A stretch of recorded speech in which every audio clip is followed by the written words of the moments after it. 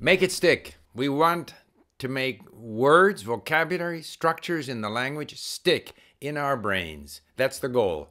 And I recently read a book called Make It Stick by Peter C. Brown, where he discusses the effective strategies that enable us to make things stick. Now, many of the things he talks about are things that I have in fact talked about previously in my videos.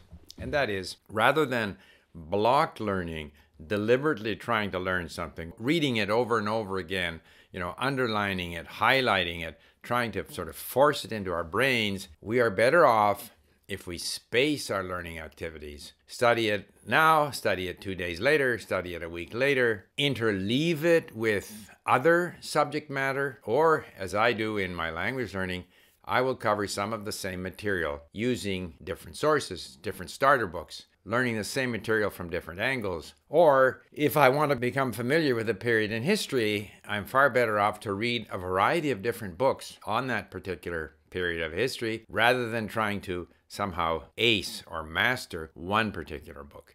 He also refers to active retrieval. When we read another book on a particular subject, we are in fact connecting the information we come across in that book with information that we acquired earlier and which we may not always be able to retrieve, but seeing similar information in a different setting, in a different book, in a different context, helps us then to solidify our knowledge of this material. A lot of what is in his book kind of relates to this Bloom's pyramid of different ways that we interact with knowledge, where we analyze or we evaluate or we compare. In other words, we have to interact with the information that we're acquiring. We can't just try to plug it into our brains. In Peter Brown's book, he talks about the importance of testing.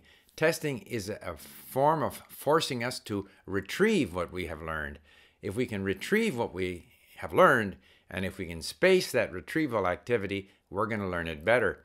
If we try harder to learn it, to understand it, to analyze it, we're going to learn it better. In other words, the richer our engagement with that information, the better we're going to learn. So we need to space our activities. We need to interact with the material in a meaningful way. We shouldn't try to block learn things. He also talks about the sort of desirable level of difficulty. It shouldn't be too easy, in his opinion, because again, if we are engaging with the material in a way that forces us to think about it, then that's a richer, higher level of interaction, which is going to make it easier than to retain that material in our long-term memory. Neurons that fire together wire together. Connecting this bit of information with some other bit of information, it's more likely to create a synapse that we're going to be able to go back to. Now, how does all of this relate to language learning? As I was listening, or because I was listening to the audiobook, it struck me that a lot of the things that Peter Brown talks about in Make It Stick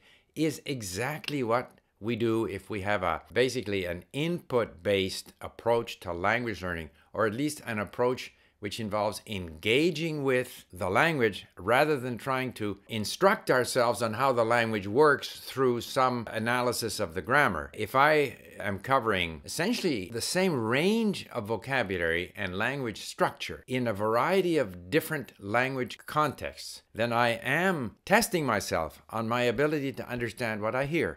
If I then try to speak using whatever words and structures have stuck in my brain, trying to, trot them out when I'm speaking, I'm also testing myself. In other words, the ultimate test is my ability to speak to someone. Even now in these tests like IELTS, they're relying more and more on that face-to-face test conversation with a tester, an examiner, rather than on multiple choice answers. He suggests that people are overly optimistic in terms of their self-evaluation.